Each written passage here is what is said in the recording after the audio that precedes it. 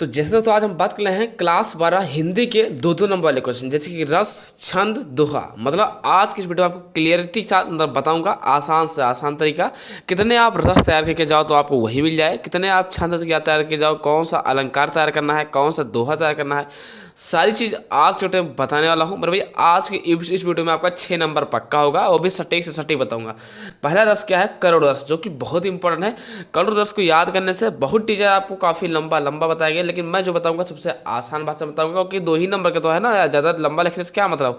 तो करना क्या है, देखिए ऐसे ही लिखना है कि शोक नामक अस्थायी भाव, विभव, अनुभव और संचारी भाव के संयोग से करोड़ रस की दशा को प्राप्त होता है। करोड़ रस प्राप्त होता है, डायरेक्ट लिख सकते हो कि शोक नामक अस्थायी भाव, विभव, अनुभव, संचारी भाव के संयोग से करोड़ रस की दशा को प्राप्त होता है। इसे हम करोड़ रस कहते हैं। करोड़ रस की दशा प्राप्त होता है।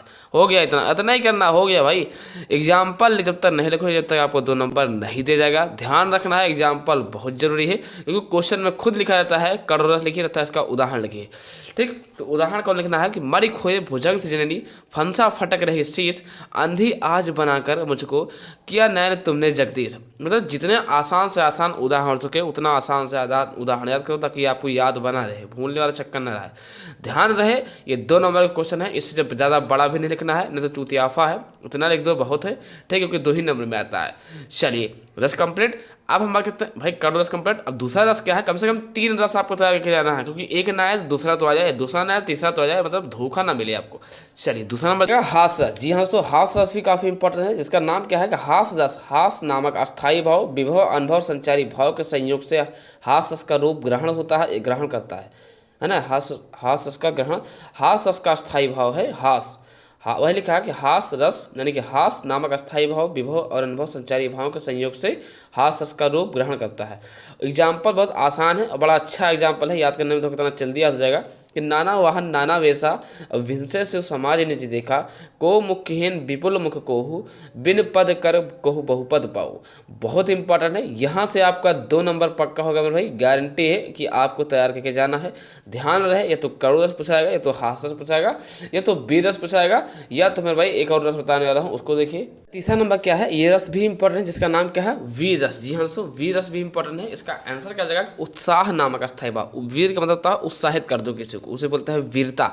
तो वही लिखा है कि वीर रस यानी कि उत्साह नामक अस्थायी भाव, विभव, अनुभव और संचारी भाव से वीर रस की दशा को प्राप्त होता है। ठीक, इसे हम वीर रस कहते हैं, या वीर रस की दशा को प्राप्त होता है। बस इतना लिखना है। उदाहरण लिखना बहुत जरूरी है, उदाहरण नहीं लिखते हो तो आपको 1 नंबर दे जाएगा। हाँ, रही बात की राइटिंग, तो राइटिंग नंबर इसमें नहीं कट रहेगा, क्योंकि रस जिसमें 2 नंबर का क्वेश्चन रहता है उसमें राइटिंग मायने नहीं रखता है। जो 5 नंबर में क्वेश्चन रहता है उसमें राइटिंग मायने रखता है।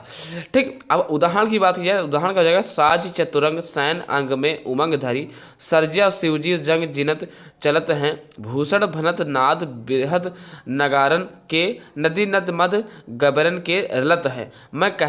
मुझे पता है कि ये आपको उदाहरण याद करने में कठिन लग रहा होगा। अगर आपको कोई उदाहरण सरल मिल जाए, अगर आप जाइए हाई स्कूल के क्वेश्चन बैंक उठा लीजिए, उसमें वीर रस का उदाहरण मिल जाएगा। हाई स्कूल वाले में वीर रस का उदाहरण मिल जाएगा, उसमें आसान आसान वीर रस है। अब रही बात कि सर हाई स्कूल के वीर रस का उदाहरण अगर हम लिखेंगे तो क्या कार्ड तो नहीं जाएगा? तो नहीं, उदाहरण पूछा गया तो उदाहरण आपको लिख करके चले आना है, चाहे जो उसका उदाहरण हो। ठीक, वीर रस का उदाहरण होना चाहिए, बस खाली रस उसमें, इसमें क्या, जिसमें वीरता बताई जाए, ऐसा उदाहरण याद करो जिसमें वीरता बताई जाए। बस आपको करना क्या है, हाई स्कूल के, आपको भाई इंटर में ना तो हाई स्कूल क्वेश्चन बैंक उठाओ, कोई भाई वगैरह मांग लो, उसमें वीर रस का उदाहरण तैयार कर लो, उससे क्या रहेगा, आसान आसान उसमें है। ठीक, बाकी इंटर में जो रस है वीर रस का, उसमें सब कठिन कठिन है, तो ये कठिन होगा। अगर आपको याद कर लिया है तो अच्छी बात, नहीं याद कर लिया है इतना ही करके आप यही याद कर, नहीं याद किया है तो हाई स्कूल वाले में याद कर लो। ठीक, समझ गए ना? समझ गए, क्या मतलब यार तैयार करना चाहिए, मतलब तैयार होना चाहिए, तब नंबर मिल पाएगा। अभी देखो मेहनत कर लो यार, क्योंकि अगर आज मेहनत कर लिया ना 15-20 दिन, तो वही आपको रिजल्ट देखने में डर नहीं लगेगा मेरे भाई। इन्हें तो आप सोचोगे लो पहले फलाने निकाले, उनके तुम्हारा निकाले, तुम्हारा हमें डर लगा। तो ये सब क्या है, परेशान ना हो, ये लिए कहते हैं अभी भी पढ़ लो, 15-20 दिन बहुत होता है ना। चलिए, अरे इतना पढ़ लो कि आपको कापियाँ भरे आ जाए, तुम्हारे कहा मतलब यह है, जैसे तुम नहीं पढ़े तुमको कुछ नहीं आवत है, तो हमें तो जाएगा इतना पढ़ लो कि वहाँ कापी पेन चले चाहिए, बस नीली पेन काली पेन, ज़्यादातर नीली पेन चले। समझो बात का मेरे। अलंकार की बात की जाए तो अलंकार में पहला अलंकार क्या है? अनुप्रास अलंकार। जी हाँ दोस्तों, अब देखो इसका अनुप्रास अलंकार आने ही आ रहा। अब पहला अनुप्रास देखो, 3 अलंकार बताऊंगा, अनुप्रास अलंकार, रूपक अलंकार, उत्प्रेक्षा अलंकार, जो कि पहले नंबर का लिखा है इसका अनुप्रास अलंकार। आंसर का जगह एक ही वर्ण की बार बार आवृत्ति होने पर अनुप्रास अलंकार होता है, अनुप्रास अलंकार कहलाता है। उदाहरण की बात की जाए तो ये हाई स्कूल का उदाहरण है और इंटर का भी यही उदाहरण है। ठीक, लिखा क्या है, कानन कठिन भयंकर भारी, घोर धाम हिम वारी बयारी। अनुप्रास अलंकार का उदाहरण है, जो कि अनुप्रास अलंकार किसे कहता है उन्होंने बता दिया। कोई भी चीज़ हो जिसका एक ही वर्ड की बार बार आवृत्ति होने पर अनुप्रास अलंकार कहता है। उदाहरण क्या हो जाएगा, कानन कठिन भयंकर भारी, घोर धाम हिम वार बयारी। ये 2 नंबर आपको पक्का करेगा, ध्यान रहे उदाहरण जरूर लिखना है, बिना उदाहरण के नंबर नहीं मिल पाएगा। चलिए अब दूसरा अलंकार क्या है जिसका नाम है रूपक अलंकार। चलिए उसको देखते हैं क्या है। जी हाँ दोस्तों, अब इसमें क्या है, जहाँ उपमेय में उपमान की भेद रहित आरोप हो उसे रूपक अलंकार कहते हैं। मैंने क्या बोला कि जहाँ उपमेय में उपमान भेद रहित आरोप हो या आरोप किया जाए उसे बोलते हैं रूपक अलंकार। उदाहरण की बात की जाए, यानी कि एग्जाम्पल, गिरा अनिल मुख पंकज रोकी, प्रकट न लाज निशा अवलोकी। यहाँ से भी आपको 2 नंबर पक्का होगा, ध्यान रहे, इससे आसान आपको कहीं नहीं मिलेगा। तैयार जरूर कर लेना। ठीक, तैयार है आपको तो रिवीजन कर लो, रिवीजन बहुत जरूरी होता है, आखिरी टाइम में रिवीजन। चलिए तीसरा अलंकार क्या है उत्प्रेक्षा अलंकार। जी हाँ, सो कम से कम 3-3 अलंकार 3-3 रस तैयार करके जाना है, क्योंकि भाई एक अगर आपको तैयार करके जाता है तो कुछ पक्का नहीं कोई आ जाए। 3-3 हथियार लेकर के जाओगे तो एक ना एक तो टपकेगा, और भी कोई ज़्यादा बड़ा नहीं है, सबसे आसान है यार, इससे आसान तो तैयारी करनी पड़ेगा ना, इंटर है बाबू, कोई हाई स्कूल तो है नहीं। चलिए अब बात करता हूँ उत्प्रेक्षा अलंकार का है कि जहाँ उपमेय में वाले कहा, जहाँ उपमेय जिसके लिए उपमा दी जाती है, फिर लिखना है ब्रैकेट क्लोज, फिर लिखना है में उपमान, उपमान की जिसके साथ तुलना की जाती है, की संभावना की जाए उसे उत्प्रेक्षा अलंकार कहते हैं। एग्जाम्पल की बात किया, सोहत और पितु पठु श्याम सोलाने, गात मनो नीलमणि शैल पर आतप पर्यो प्रभात। मुझे पता है कि ये जो है आपका उदाहरण है कठिन तो है, लेकिन आप उदाहरण नहीं याद कर पा रहे हो तो हाई स्कूल वाले क्वेश्चन बैंक में जाना, हाई स्कूल के क्वेश्चन बैंक कक्षा 10 वाले जो क्वेश्चन बैंक है उसमें जाना, उत्प्रेक्षा अलंकार का आपका उदाहरण मिल जाएगा बहुत सरल।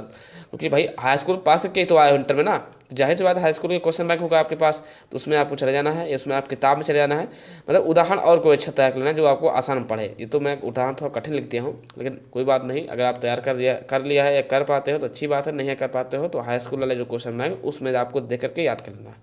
चलिए अलंकार बता दिया, रस बता दिया, अब आता हूँ दोहा वगैरह है ना, सोठा दोहा ये सब बताता हूँ। ठीक, अब बात है तीसरा टॉपिक क्या है, छंद। अब छंद में पहला नंबर का लिखा है दोहा। कौन सा दोहा तैयार करें, तो दोहा का लिखा है, कैसे याद करना है कि दोहा असमात्रक छंद है, इसमें 4 चरण होते हैं, इसके पहले और तीसरे चरणों में 13-13 मात्राएं तथा दूसरे चौथे चरण में 11-11 मात्राएं होती हैं। मैंने क्या बोला कि दोहा असमात्रक छंद है, इसमें 4 चरण होते हैं, इसके पहले और तीसरे चरण में 13-13 मात्राएं तथा दूसरे चौथे चरण में 11-11 मात्राएं होती हैं। एग्जाम्पल की बात की जाए तो मेरी भव बाधा हरो राधा, नगर सोई जतन की झाई परे श्यामू, हरित द्युति होई। एग्जाम्पल भी अच्छा खासा है, तैयार कर लेना है। दोहा कैसे कहते हैं बता दिया, दोहा असमात्रक छंद है, इसमें 4 चरण होते हैं, पर इसके पहले और तीसरे चरण में 13 मात्राएं तथा दूसरे चौथे चरण में 11-11 मात्राएं होती हैं। चलिए अब बात करता हूँ मेरे भाई, है ना, इसकी बात किया तो देखो क्या लिखा है, सोठा असमात्रक छंद है, इसमें 4 चरण होते हैं। जैसे दोहा में असमात्रक छंद है ना, इसमें 4 चरण होते हैं, वैसे यह में भी है कि सोठा असमात्रक छंद है, इसमें 4 चरण होते हैं। ठीक, इसके पहले और तीसरे चरण में 11-11 मात्राएं तथा दूसरे चौथे चरण में 13 मात्राएं होती हैं। यह दोहा का उल्टा होता है। ठीक, दोहा का बिल्कुल उल्टा होता है। एग्जाम्पल की बात की जाए तो एग्जाम्पल अपने क्वेश्चन बैंक से याद कर लेना भाई, क्वेश्चन बैंक मिल जाएगा, या हाई स्कूल के क्वेश्चन बैंक से तैयार करना है। ठीक, तो रहा मेरे भाई, दोहा बता दिया, सोठा बता दिया, अलंकार बता दिया, है ना, और रस बता दिया। अगर अब कोई दिक्कत है, डाउट है किसी भी प्रकार का, तो कमेंट बॉक्स में कमेंट जरूर कर देना है।